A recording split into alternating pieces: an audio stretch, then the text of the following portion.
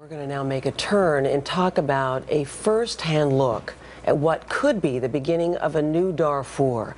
The same government accused of crimes against humanity and genocide there is now being blamed for a new wave of violence targeting African tribes in Sudan. 585,000 people have been forced to flee, according to the United Nations, most in the Nuba Mountains. And as in Darfur, Sudan's government is keeping humanitarian workers and journalists out, in effect, keeping what is happening a secret. In the Nuba Mountains, just the sound of their own government's warplanes sends people running. She said to come in. In fear of bombs, thousands of people, most of them children, live in caves, virtually cut off from the world. To reach them, we must go where journalists are banned. Next stop will be Nuba Mountains.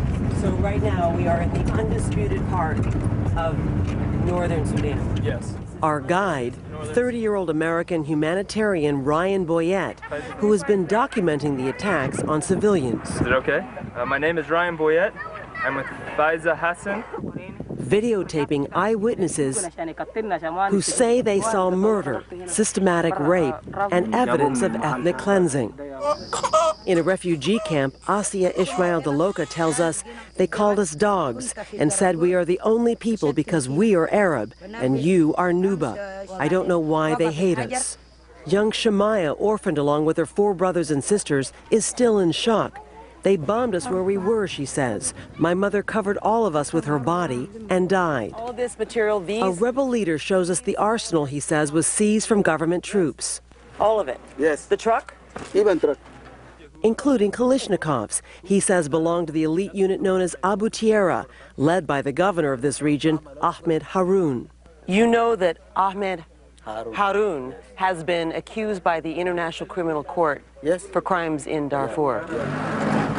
Behind an armed escort, we finally reach the Nuba Mountains. Ryan leads us up the rocks, and there we find 64-year-old Hannah Cooley, who is struggling to find food to feed 12 children separated from their families. She sings, "There is no comfort in this world," weeping as a bomb falls. There's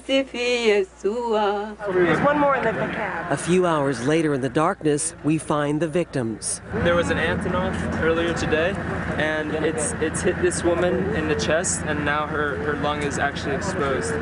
She's in so much pain. 4 Nuba women hit by the shrapnel. At least one is not expected to survive the 6-hour drive to the hospital.